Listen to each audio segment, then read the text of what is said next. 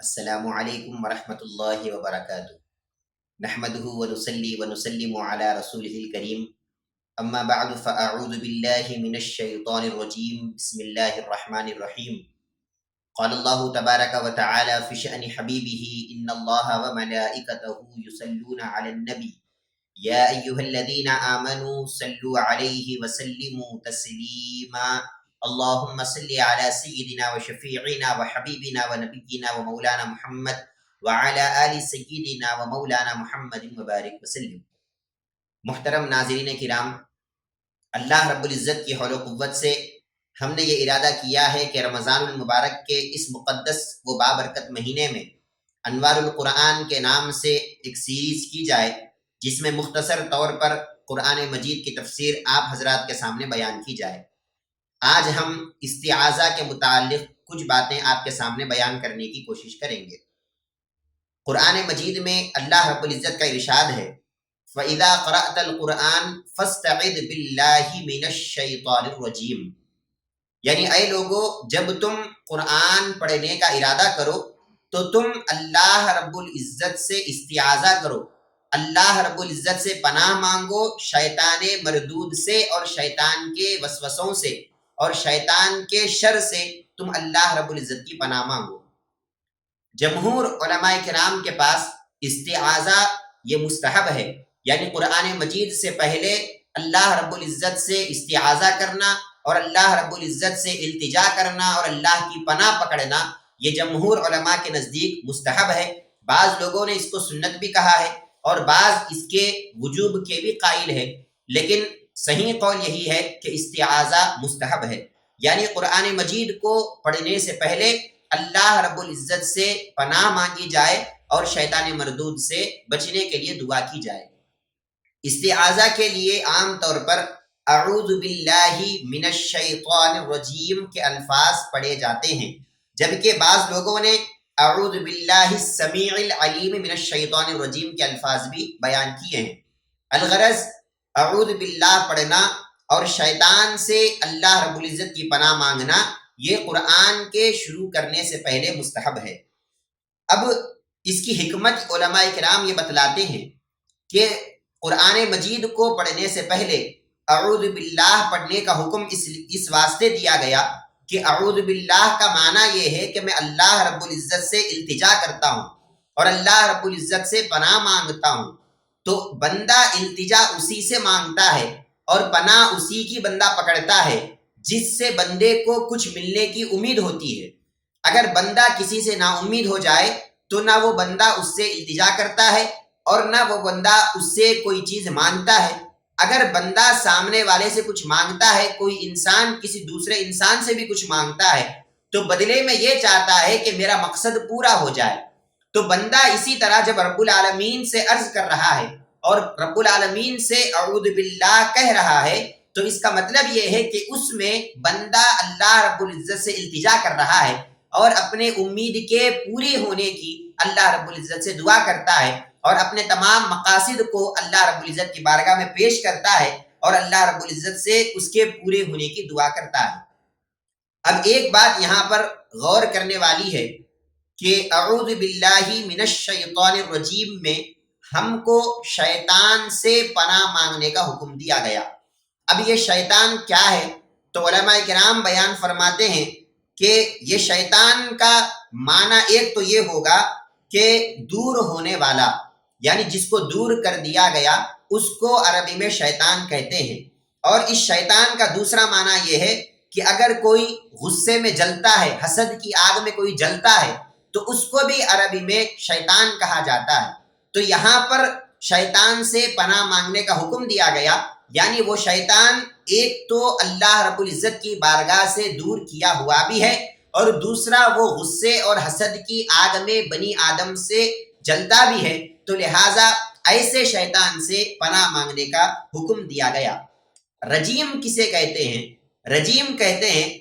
جس پر پتھراؤ کیا گیا ہو، اسے مرجوم کہتے ہیں، اور رجیم بھی اسی کے معنی میں ہے، یعنی اس کو ہکال دیا گیا، اس کو مردود بنا دیا گیا۔ اور اللہ رب العزت اس مرجوم لفظ کو قرآن مجید میں بھی استعمال کیا ہے۔ اللہ رب العزت کا ارشاد ہے وَلَقَدْ زَيَّنَّا السَّمَاءَ الدُّنْيَا بِمَصَابِيحَ وَجَعَلْنَاهَا رُجُومًا لِلشَّيَاطِينِ کہ ہم نے اس آسمان کو شیطانوں کے مارنے کا ذریعہ بنا دیا ہے۔ اور پھر ایک دوسری جگہ حضرت نوح علیہ السلام کے متعلق ارشاد فرمایا کہ جب وہ تبلیغ دین کرنے لگے تو کفار نے ان سے کہا لئن لم تنتہی یا نوح لتکونن من المرجومین کہ اے نوح علیہ السلام اگر آپ اپنی تبلیغ سے باز نہیں آؤ گے تو ہم آپ کو مرجوم کر دیں گے، یعنی آپ کو ہم پتھرے مار دیں گے۔ تو مرجوم کا لفظ اللہ رب العزت نے قرآن مجید میں بھی استعمال کیا ہے۔ تو یہاں پر بھی مرجوم، ایک تو یہاں پر جو رجیم ہم استعمال کر رہے ہیں وہ ایک تو مرجوم کے معنی میں ہے کہ اس کو ہکال دیا گیا اور اس کو جنت سے اللہ رب العزت نے دور کر دیا اور اپنی بارگاہ سے اللہ رب العزت نے اس کو دھتکار دیا۔ تو ایک تو معنی رجیم کا مرجوم کے معنی میں ہے اور دوسرا معنی رجیم کا راجم کے معنی میں بھی ہے، جس کا مطلب یہ ہوتا ہے کہ لوگوں کے دلوں میں وسوسہ ڈالنا، اس کو بھی عربی میں رجیم کہا جاتا ہے۔ قرآن مجید میں اللہ رب العزت نے شیطان کا ایک کام یہ بھی بتایا ہے کہ شیطان لوگوں کے دلوں میں وسوسہ ڈالتا ہے۔ وَمِن شَرِّ الْوَسْوَاسِ الْخَنَّاسِ اللہ رب العزت نے شیطان کی ایک خصلت یہ بھی بیان فرمائی ہے۔ اب یہاں پر جو شیطان سے پناہ مانگنے کا حکم دیا گیا، یہ شیطان کا مطلب کیا ہے؟ کیا شیطان صرف ایک فرد واحد کا نام ہے یا پھر شیطان کئی لوگوں کا نام ہے؟ یہ شیطان آخر بولتے کس کو ہیں؟ تو علماء کرام نے یہاں پر چند باتیں ہم کو بتائی ہے کہ پہلا اطلاق تو شیطان کا ابلیس پر ہوتا ہے، یعنی وہ ابلیس جو حضرت آدم علیہ السلام کو سجدے کرنے سے انکار کر دیا تھا، اور وہ ابلیس جو حضرت آدم علیہ السلام کی شان میں تنقیص کیا تھا اور آپ کی شان میں گستاخی کیا تھا۔ تو لہٰذا وہ ابلیس یہاں پر مراد ہے جس سے پناہ مانگنے کا اللہ رب العزت ہم کو حکم دے رہا ہے۔ چنانچہ اللہ رب العزت نے قرآن مجید میں شیطان کا ذکر کیا اور اس کے واقعے کو اللہ رب العزت نے بیان کیا۔ ارشاد فرمایا کہ ثم قلنا للملائکۃ اسجدوا لآدم فسجدوا الا ابلیس ابا واستکبر وکان من الکافرین۔ اور ایک جگہ ارشاد فرمایا کہ لم یکن من الساجدین کہ جب ہم نے ملائکہ کو کہا، فرشتوں کو جب ہم نے کہا کہ آدم کو سجدہ کرو تو تمام فرشتوں نے حضرت آدم علیہ السلام کو سجدہ کیا، لیکن ابلیس نے سجدہ نہیں کیا۔ ایک جگہ فرمایا کہ اس نے انکار کر دیا اور تکبر کیا، اور دوسری جگہ ارشاد فرمایا کہ اس نے سجدہ نہیں کیا۔ تو اللہ رب العزت نے اس سے پوچھا اور ارشاد فرمایا ما منعک الا تسجد اذ امرتک۔ اللہ رب العزت نے اس سے سوال کیا کہ اے ابلیس، جب میں نے حکم دیا تھا کہ تو آدم علیہ السلام کو سجدہ کر دے تو پھر کس چیز نے تجھے روکا اور کس چیز نے تجھے منع کیا کہ تو حضرت آدم کو سجدہ نہیں کیا؟ تو ابلیس کہتا ہے کہ میں آدم سے اچھا ہوں، آدم علیہ السلام کو تو نے مٹی سے بنایا اور تو نے مجھے انگار سے بنایا ہے، آگ سے بنایا ہے، تو لہٰذا میں آدم سے اچھا ہوں۔ ایک جگہ تو ابلیس کا ذکر اس طرح آیا ہے اور دوسری جگہ اللہ رب العزت نے اسی واقعے کو چند دوسرے الفاظ میں بھی ذکر فرمایا، اور وہاں پر بھی ابلیس سے پوچھا کہ اے ابلیس، تو کیوں آدم کو سجدہ نہیں کیا؟ تو وہ کہتا ہے کہ لم اکن لاسجد لبشر خلقتہ من صلصال من حمأ مسنون کہ اے اللہ، میں ایسے انسان کو سجدہ نہیں کروں گا اور میں ایسے بشر کو سجدہ کیسے کروں جس کو تو نے جو ہے بیکار ایک سیادار، بدبودار اور بجنے والے گارے سے تخلیق کیا ہے، میں ایسے انسان کو سجدہ نہیں کروں گا۔ تو بہرحال یہ جو ابلیس نے یہ جو کام کیا تھا، جس کی وجہ سے اللہ رب العزت نے اس کو شیطان بنا دیا اور اس کو مردود کر دیا، تو اس وقت اس نے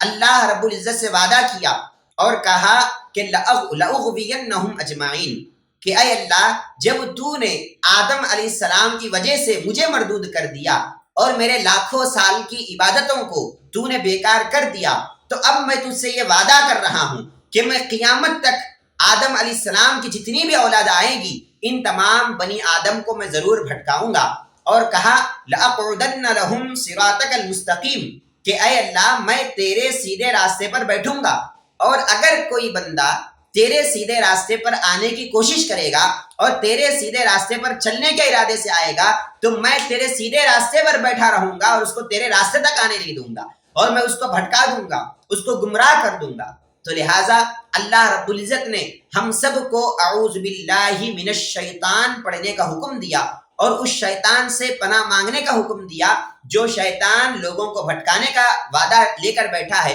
اور لوگوں کو بھٹکانے کے ارادے سے جو ہے وہ انتظار میں بیٹھا ہوا ہے۔ تو لہٰذا اس شیطان سے اللہ رب العزت نے ہم سب کو پناہ مانگنے کا حکم دیا۔ ایک تو شیطان کا مطلب ابلیس تھا۔ اب دوسرا اطلاق علماء کرام یہ بتلاتے ہیں کہ شیطان کا مطلب صرف شیطان نہیں ہے بلکہ ہر وہ آدمی جس کے اندر شیطنت ہے اور جس کے اندر ابلیسی خصلت ہے، ہر وہ آدمی جو لوگوں کو گمراہ کرتا ہے اور وہ ہر آدمی جو لوگوں کو بھٹکاتا ہے، اس کو بھی اللہ رب العزت نے شیطان کہا ہے۔ چنانچہ ارشاد فرمایا قرآن مجید میں وَكَذَلِكَ جَعَلْنَا لِكُلِّ نَبِيٍّ عَدُوًّا شَيَاطِينَ الْإِنسِ وَالْجِنِّ يُوحِي بَعْضُهُمْ إِلَىٰ بَعْضٍ۔ ارشاد فرمایا کہ ہم نے ہر نبی کے لیے ایک دشمن کو بنا دیا ہے، اور وہ دشمن کبھی کبھی جنوں میں بھی ہوتا ہے اور کبھی کبھی انسان بھی شیطان ہوتے ہیں جو دشمن بن جاتے ہیں۔ ارشاد فرمایا کہ جو دشمن انسان ہوتے ہیں ان کی شیطنت کیا ہے اور ان کو شیطان کیوں کہا جا رہا ہے، تو ارشاد فرمایا کہ یہ لوگوں کو سیدھے راستے پر آنے نہیں دیتے اور لوگوں کو حق بات سننے نہیں دیتے اور لوگوں کو حق بات کو ماننے نہیں دیتے، تو لہٰذا ایسے لوگوں کو بھی اللہ رب العزت نے شیطان قرار دیا۔ اور ایک دوسری جگہ ارشاد فرمایا وَإِذَا لَقُوا الَّذِينَ آمَنُوا قَالُوا آمَنَّا وَإِذَا خَلَوْا إِلَىٰ شَيَاطِينِهِمْ قَالُوا إِنَّا مَعَكُمْ، کہ جب منافقین مسلمانوں سے ملتے ہیں تو مسلمانوں کو کہتے ہیں کہ ہم بھی ایمان والے ہیں، ہم بھی تمہارے ساتھ ہیں، اور جب یہی منافقین اپنے شیطانوں سے ملتے ہیں، اپنے دوستوں سے ملتے ہیں اور اپنے ہم عصر کافروں سے ملتے ہیں تو ان کو کہتے ہیں کہ ہم بھی کافر ہیں، ہم بھی تمہارے ساتھ ہیں۔ مطلب یہ ہے کہ اللہ رب العزت نے ہر اس شخص کو جو خبیث ہے، جو اللہ رب العزت کے راستے میں آپ کو روکتا ہے اور اللہ کے قریب جانے نہیں دیتا، حق بات کو قبول کرنے نہیں دیتا، اللہ رب العزت نے ہر اس شخص سے پناہ مانگنے کا حکم دیا اور ارشاد فرمایا کہ فاستعذ باللہ من الشیطان، تم ہر اس آدمی کی پناہ مانگو اور ہر اس شے کی پناہ مانگو جو تم کو اللہ رب العزت سے دور کرتی ہے، اور جو بھی تم کو، چاہے وہ تمہارے زندگی کے افراد ہی کیوں نہ ہو، تمہارے اہل خاندان ہی کیوں نہ ہو، تمہارے دوست اور احباب ہی کیوں نہ ہو، اگر وہ تم کو اللہ رب العزت کی بارگاہ سے دور کرتے ہیں اور اگر وہ تم کو حق بات قبول کرنے سے دور کرتے ہیں تو وہ بھی شیطان ہیں، وہ بھی خبیث افراد ہیں۔ اللہ رب العزت نے ان سے بھی پناہ مانگنے کا ہم سب کو حکم دیا ہے۔ اور پھر علماء کرام شیطان کے وسوسہ اندازی کی صورتیں بھی بتلاتے ہیں۔ فرمایا کہ پہلی صورت تو شیطان کے وسوسے کی یہ ہوتی ہے کہ وہ لوگوں کے دلوں میں وسوسہ ڈالتا ہے۔ جب شیطان کو اللہ رب العزت نے جنت سے ہکال دیا اور کہا فخرج منہا فإنک رجیم، تو اب جنت سے نکل جا، تو رجیم ہو گیا، تو مردود ہو گیا، دھتکارا ہوا ہو گیا، اب تو نکل جا یہاں سے۔ اب جب اللہ نے اس کو ہکال دیا، اب وہ شیطان کہاں جائے گا؟ اب وہ بھی اللہ کی مخلوق ہے، اب اللہ کے کائنات سے ہٹ کر تو کوئی دوسری جگہ نہیں ہے جہاں پر وہ جائے گا اور اپنا بسیرا بنائے گا۔ تو لہٰذا اس نے کہا کہ اے اللہ، جب تو نے مجھے جنت سے ہکال ہی دیا ہے تو لہٰذا میں تجھ سے یہ دعا کرتا ہوں کہ تو مجھے بنی آدم کے دل میں جگہ دے دے اور بنی آدم کے اندر مجھے رہنے کا ایک مقام دے دے۔ تو اللہ رب العزت نے اس کو بنی آدم کے، انسانوں کے اندر رہنے کا موقع عطا فرما دیا۔ تو لہٰذا اب وہ شیطان انسانوں کے دلوں میں رہتا ہے اور انسانوں کے دلوں میں رہ کر وسوسہ کرتا ہے، جس کو قرآن مجید نے بیان بھی کیا اور کہا من شر الوسواس الخناس، کہ تم یہ کہو کہ میں اس شیطان کی بھی پناہ مانگتا ہوں اور اس شیطان کے وسوسوں سے بھی پناہ مانگتا ہوں جو چھپ کر وسوسہ کرتا ہے۔ تو شیطان کا وسوسہ کرنا ایک تو یہ ہے، شیطان کا بھٹکانا ایک تو یہ ہے کہ وہ وسوسہ ڈالتا ہے اور لوگوں کو سیدھے راستے پر آنے نہیں دیتا اور سیدھے راستے سے بھٹکا دیتا ہے۔ اور شیطان کا شر، ایک دوسری صورت شیطان کے شر یہ ہے کہ وہ شیطان جادو کراتا ہے۔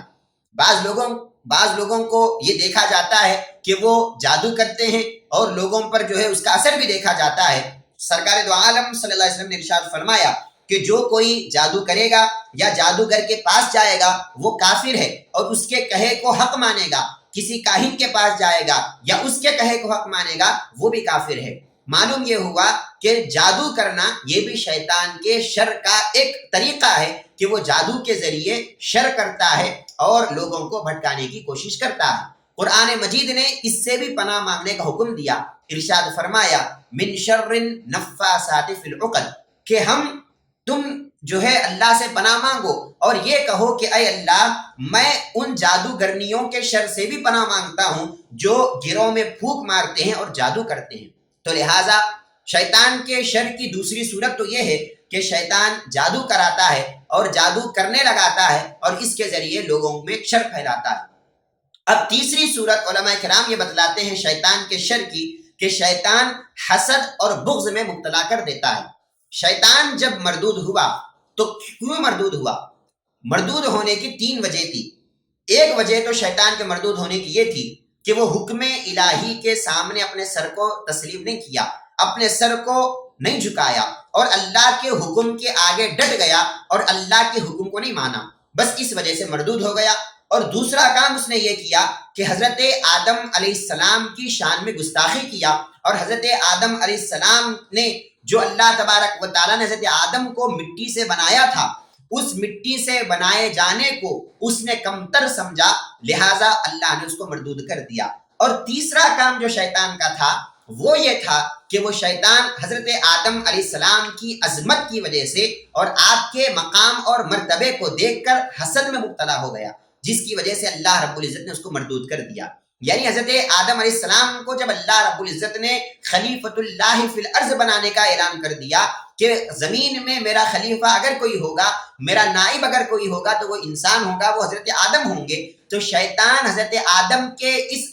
عظیم مرتبے کو دیکھ کر حسد میں مبتلا ہو گیا، تو لہٰذا اللہ رب العزت نے اس کو مردود کر دیا اور جنت سے ہکال دیا۔ تو شیطان کے شر کی ایک صورت یہ بھی ہے کہ شیطان جس وجہ سے گمراہ ہوا ہے اور جس حسد کی وجہ سے اللہ رب العزت نے اس کو جنت سے ہکال دیا، وہ اسی حسد کو استعمال کرتا ہے اور لوگوں کے دلوں میں حسد پیدا کرتا ہے اور لوگوں کے دلوں میں کینہ اور نفرتیں پیدا کرتا ہے، اور اس طرح اپنے شر کو وہ انجام دیتا ہے۔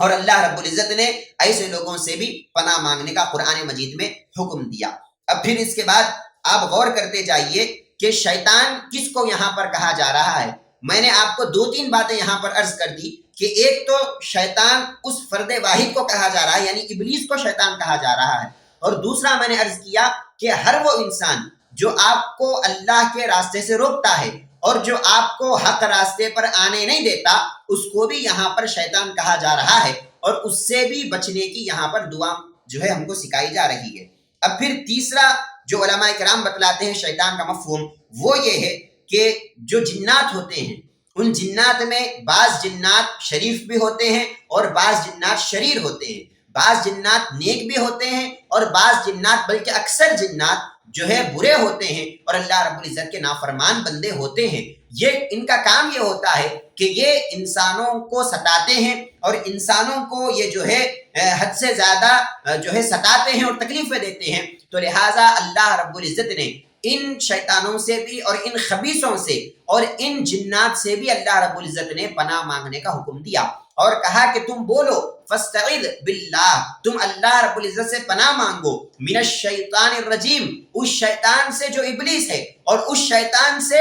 جو جنات کی شکل میں تم کو ستاتے ہیں، اور اس شیطان سے بھی جو انسان ہے لیکن تم کو اللہ کے راستے سے روکتے ہیں۔ تو یہ تمام چیزوں کو، یہ تمام لوگوں کو اللہ رب العزت نے شیطان کی کیٹیگری میں اللہ رب العزت نے ان کو ذکر کیا اور ان سے اللہ نے پناہ مانگنے کا حکم دیا۔ اور پھر شیطان کسے کہتے ہیں؟ علماء کرام یہ بتلاتے ہیں کہ شیطان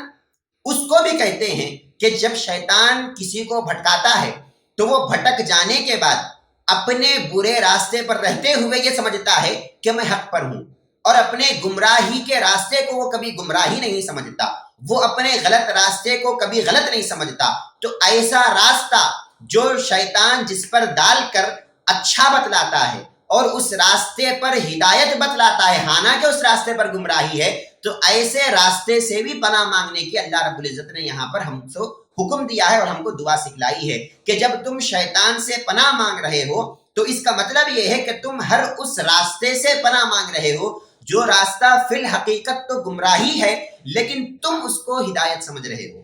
جیسا کہ اللہ رب العزت نے قرآن مجید میں ذکر فرمایا کہ فریقاً ہدا و فریقاً حق علیہم الضلالہ انہم اتخذوا الشیاطین اولیاء من دون اللہ ویحسبون انہم مہتدون۔ اللہ رب العزت نے ارشاد فرمایا کہ لوگوں میں سے ایک فرقہ تو وہ ہے، ایک جماعت تو وہ ہے جو ہدایت یافتہ ہے، اور دوسری جماعت وہ ہے جو گمراہ ہے، اور ان گمراہ لوگوں کی علامت یہ ہے کہ یہ اللہ کو چھوڑ کر شیطان کو دوست بنائے ہیں، اور شیطان نے جو راستہ بتلا کر ان کو گمراہ کیا ہے یہ اس گمراہی کے راستے کو ہدایت والا راستہ سمجھتے ہیں، اور لہٰذا اسی پر مر مٹنے کے لیے تیار ہو جاتے ہیں۔ تو اللہ رب العزت نے ایسے راستے کو بھی شیطان کا نام دیا، اور اس سے بھی پناہ مانگنے کا ہم تمام لوگوں کو اللہ رب العزت نے حکم دیا۔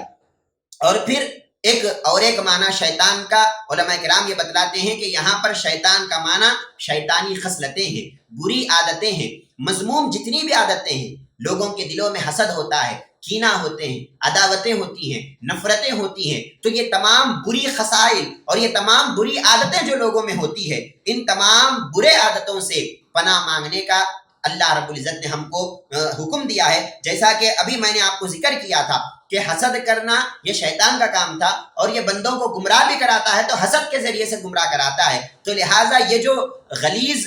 عادتیں ہیں اور یہ جو رذائل چیزیں ہیں، خصائل رذیلہ ہے، ان سے بچنے کے لیے اللہ رب العزت نے شیطان کے شر سے بچنے کا حکم دیا، اور ارشاد فرمایا کہ یہ شیطان تم کو اللہ رب العزت کی بارگاہ میں آنے سے روکتا ہے، اور غلط کام کی طرف اور غلط باتوں کی طرف، غلط راستوں کی طرف تم کو بلاتا ہے۔ تو لہٰذا تم اللہ رب العزت سے پناہ مانگو، اور ان تمام برے راستوں کو چھوڑ کر اللہ رب العزت کے راستے پر آنے کی کوشش کرو۔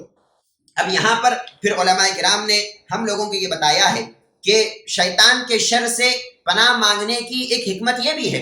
کہ شیطان کے شر سے جیسے ہی بندہ پناہ مانگتا ہے تو وہ خصائل رذیلہ سے پاک ہو جاتا ہے، اور جیسے ہی وہ بندہ خصائل رذیلہ سے پاک ہو گیا اور بری عادتوں سے بچ گیا تو اسی وقت وہ بندہ اچھی عادتوں کی طرف آتا ہے اور اچھے عادتوں کو اپناتا ہے، اور یہی اچھی عادتوں کو اپنانا یہی اللہ رب العزت کا مطلوب اور اللہ رب العزت کا مقصود ہے۔ اللہ رب العزت نے جب انسان کو بنایا اور پیدا کیا تو ارشاد فرمایا لقد خلقنا الانسان فی احسن تقویم، کہ ہم نے انسان کو بڑا خوبصورت اور بڑے اچھے اخلاق میں اور بڑے ہم نے اچھے کیریکٹر میں انسان کو بنایا، یعنی انسان کی اصلیت تو بڑی اچھی تھی، انسان کی جو مادہ ہے انسان کا، جو انسان کی اصل ہے وہ تو بڑی اچھی ہے، لیکن جب انسان دنیا میں آتا ہے تو شیطان کے بھٹکاوے کی وجہ سے اس کے اندر بری عادتیں آ جاتی ہے، اس کے اندر بری خصلتیں آ جاتی ہے، تو لہٰذا اللہ رب العزت نے شیطان سے بچنے کا جو حکم دیا اس کی حکمت یہی ہے کہ یہ بندہ بری عادتوں سے بچ کر پھر سے اللہ رب العزت کے راستے پر آ جائے اور اچھے اخلاق کو وہ بندہ اپنا لے، اور پھر وہ بندہ اپنے دل کو پاک اور صاف بنا لے، اپنی روح کو پاک اور صاف بنا لے، اپنے نفس کا وہ بندہ تزکیہ کرنے لگ جائے، اپنے نفس کو بھی پاک کرنے لگ جائے، اپنے روح کو بھی پاک کرنے لگ جائے، اپنے قلب کو بھی پاک کرنے لگ جائے، اپنے جسم کو بھی ہمیشہ وہ بندہ پاک اور صاف رکھے، اور شیطان سے ہمیشہ دور رہنے کی کوشش کریں۔ یہی اللہ رب العزت کا مقصد ہے، اور یہی اللہ رب العزت نے جو اعوذ باللہ کہنے کا حکم دیا یہ اس کی حکمت ہے۔ ایک اور بات یہاں پر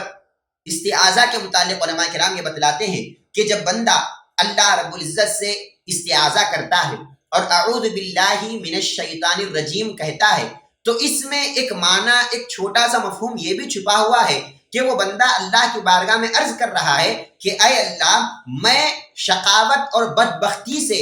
اس سے دور ہونا نہیں چاہتا، اور یہ تمام شقاوتوں اور بدبختیوں کی وجہ سے تیری بارگاہ سے میں دھتکارے جانا نہیں چاہتا، بلکہ میں تیرا قرب چاہتا ہوں، میں تیرا وصل چاہتا ہوں۔ لہٰذا جس شیطان کو تو نے بری عادتوں کی وجہ سے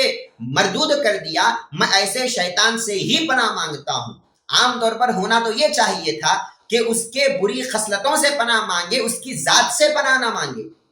اگر کوئی بندہ کوئی غلط کام کرتا ہے، اگر کوئی انسان کوئی غلط بات کرتا ہے یا کوئی غلط کام کرتا ہے تو ہم کو حکم یہ ہے کہ اس کی برائی سے نفرت کرے، اس برے انسان سے نفرت نہ کرے، لیکن یہاں پر اللہ رب العزت نے شیطانی خصلتوں سے ہی بچنے کا حکم نہیں دیا، بلکہ خود سراپا شیطان کی ذات سے بھی بچنے کا حکم دیا۔ اس کی وجہ یہ ہے کہ بندہ جب شیطان کی ذات سے بچے گا تو خود بخود بندہ قرب الہی کی طرف آئے گا، خود بخود بندہ اللہ رب العزت کے قریب ہونے کی کوشش کرے گا اور قریب ہوتا رہے گا، اور اللہ رب العزت اس کو اپنا قرب عطا کر دے گا۔ یہی استعاذہ کی حکمت ہے۔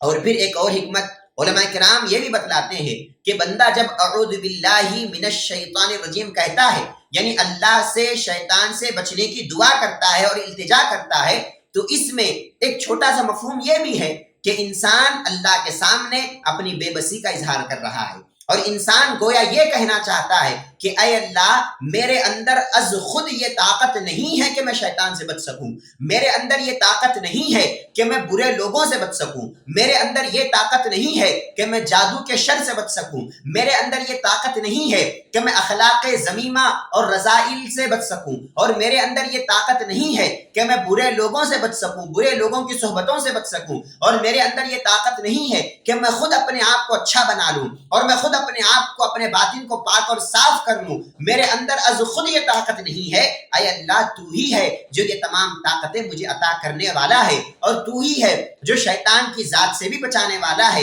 شیطان کے خصائل سے بھی بچانے والا ہے، اور شیطانی فطرت لوگوں سے بھی بچانے والا ہے، اور برے جنات سے بھی بچانے والا ہے، اور تو ہی ہے جو لوگوں کے جادو سے بچانے والا ہے، جو لوگوں کے فتنوں سے بچانے والا ہے۔ تو اس میں انسان اپنی بے بسی کا اظہار کر رہا ہے، اور اللہ رب العزت کی بڑائی اور کبریائی بیان کرتے ہوئے اللہ رب العزت کے سامنے جب استعاذہ پیش کرتا ہے تو اللہ کو یہ بڑا پسند آتا ہے، اور اللہ رب العزت کو در حقیقت عاجزی اور انکساری ہی پسند ہے۔ اللہ رب العزت کو تکبر اور انانیت ہرگز پسند نہیں آتی۔ اللہ رب العزت تو یہ کہتا ہے کہ الکبر ردائی، تکبر صرف میری چادر ہے، مطلب یہ ہے کہ تکبر کرنا میرا حق ہے، میں ہی اس لائق ہوں کہ تکبر کر سکوں، میرے علاوہ نہ کوئی اس لائق ہے کہ وہ تکبر کر سکے، اور نہ کسی میں اتنی طاقت اور اتنی جرت ہے کہ وہ اللہ رب العزت کے مقابلے میں آئے اور تکبر کرے۔ اور ارشاد فرمایا کہ جو تکبر کرتا ہے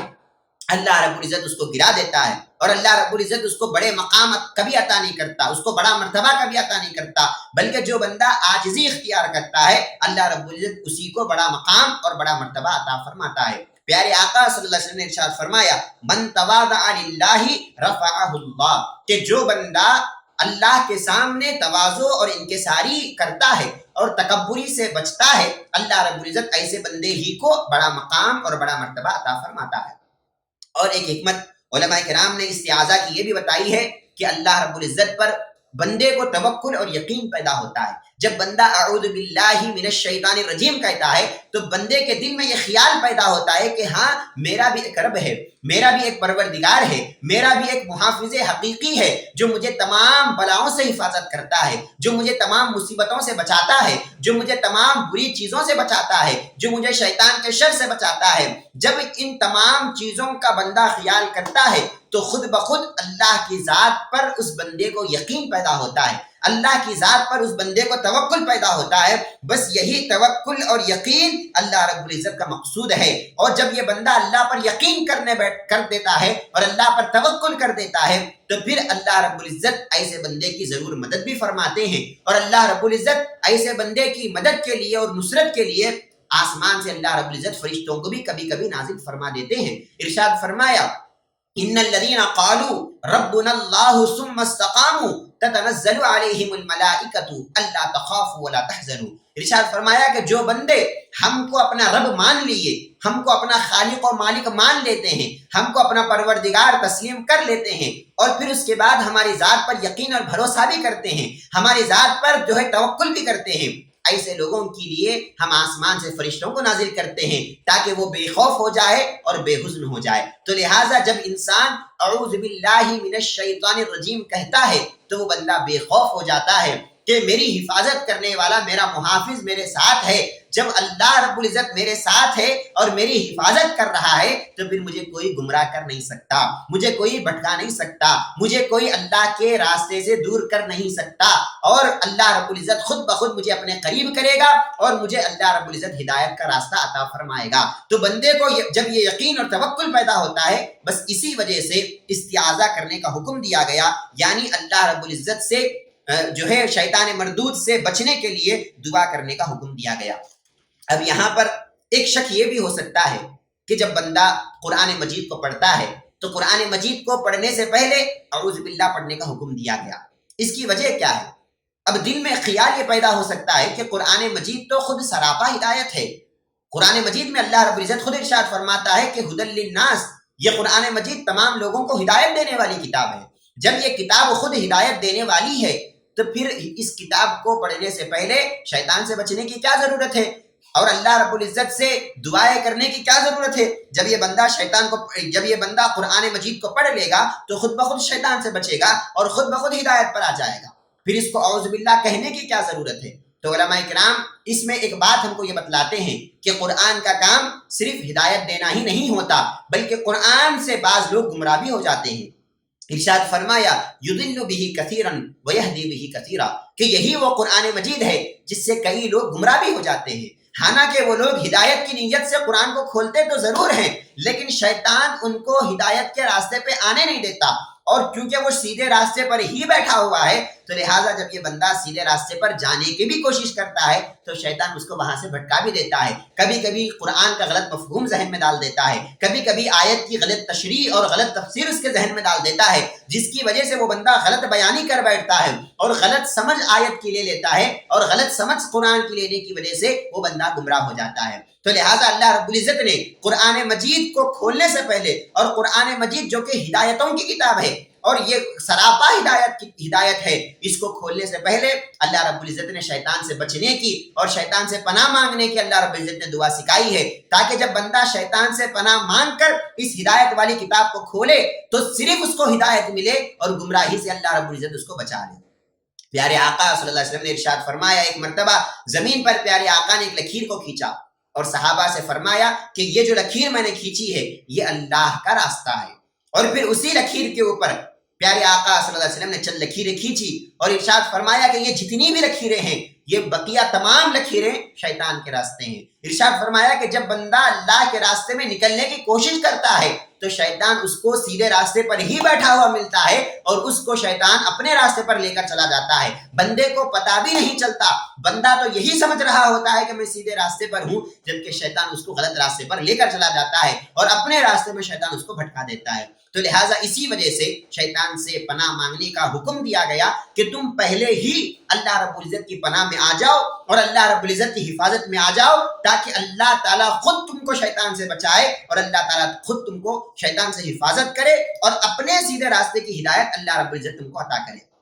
اب یہاں پر ایک بات یہ بھی ہم کو سمجھ میں آتی ہے کہ شیطان سے بچنا یہ انسان کا کام نہیں ہے۔ انسان از خود شیطان کے وسوسوں سے بچ نہیں سکتا، کیونکہ وہ انسان کا دشمن تو ضرور ہے لیکن وہ نظر آنے والا دشمن نہیں ہے، وہ چھپ کر حملہ کرتا ہے۔ ارشاد فرمایا کہ من شر الوسواس الخناس، یہ چھپا ہوا دشمن ہے، یہ تمہارے دلوں میں وسوسہ کرتا ہے۔ جیسا کہ ابھی میں نے تھوڑی دیر پہلے ذکر کیا تھا کہ شیطان کا کام چھپ کر حملہ کرنا ہے، وہ شیطان ظاہراً نہیں آتا، انسانوں کی نظروں میں وہ شیطان نہیں آتا بلکہ چھپ کر حملہ کرتا ہے۔ جب دشمن چھپ کر حملہ کرتا ہے تو اس کے وار کو انسان سمجھ نہیں پاتا اور شیطان کے حملے کو انسان کبھی کبھی جان نہیں سکتا، جس وجہ سے وہ گمراہ ہو جاتا ہے۔ تو لہٰذا انسان از خود شیطان سے مقابلہ نہیں کر سکتا، اور انسان کے اندر اتنی طاقتیں بھی نہیں ہے کہ وہ شیطان سے لڑ سکے اور شیطان سے مقابلہ کر سکے۔ تو لہٰذا شیطان سے بھی جو طاقتور ذات ہے اور شیطان کو بھی جو پیدا کرنے والی ذات ہے اور شیطان کو تمام قوتیں عطا کرنے والی جو ذات ہے، اس مولا تعالیٰ کی ذات پر جو بندہ یقین اور بھروسہ کرتا ہے اور اس مولا تعالیٰ سے جو بندہ دعا کرتا ہے اور شیطان سے بچنے کی اسی سے بندہ جو ہے جب التجائیں کرتا ہے تو اللہ رب العزت ایسے بندے کو خود شیطان سے محفوظ رکھتا ہے اور شیطان سے اللہ تعالیٰ اس کو بچاتا ہے۔ لیکن اگر یہ بندہ اللہ کے ذکر کو چھوڑ کر اور شیطان سے استعاذہ کیے بغیر اگر وہ قرآن پڑھنا شروع کر دے تو کبھی کبھی بلکہ اکثر یہ چانسز ہے کہ وہ بندہ گمراہ ہو جائے، کیونکہ اللہ رب العزت خود ارشاد فرماتے ہیں وَمَن يَعْشُ عَن ذِكْرِ الرَّحْمَنِ نُقَيِّضْ لَهُ شَيْطَانًا فَهُوَ لَهُ قَرِينٌ، کہ اگر کوئی ہمارے ذکر کو چھوڑ دے اور ہماری طرف اس کی توجہ نہ رہے بلکہ وہ ہماری طرف توجہ کیے بغیر اگر وہ بندہ کوئی کام شروع کر دے تو ہم خود اس کے ساتھ ایک شیطان کو لگا دیتے ہیں، ہم خود اس کے اوپر ایک شیطان کو مقرر کر دیتے ہیں، اور وہ شیطان اس کو بھٹکا دیتا ہے، اور وہ شیطان اس کو سیدھے راستے سے دور کر دیتا ہے۔ لیکن اگر وہ بندہ کام کرتے وقت ہم کو یاد کر لے اور ہم سے دعائیں کر لے اور ہمارا ذکر کر کے کام شروع کرے تو پھر ہم اس کو ہدایتیں بھی دیتے ہیں اور شیطان سے اس کو بچاتے بھی ہیں۔ الغرض محترم ناظرین کرام، قرآن مجید کی تفسیر کرنے سے پہلے ہم سب کو چاہیے کہ ہم اعوذ باللہ من الشیطان الرجیم کہے، اور قرآن کو پڑھنے، سننے اور سمجھنے سے پہلے ہم شیطان سے پناہ مانگے اور اللہ رب العزت کی بارگاہ میں ہم التجائیں کریں اور اللہ کی پناہ کو پکڑ لیں، تاکہ ہم شیطانی وسوسوں سے دور ہو جائیں، شیطانی خصلتوں سے دور ہو جائیں اور شیطانی رذائل سے دور ہو جائیں اور اللہ رب العزت کی بارگاہ میں آ جائیں، اور اللہ رب العزت کے جو نیک بندے ہیں ہم بھی ان نیک بندوں میں شامل ہو جائیں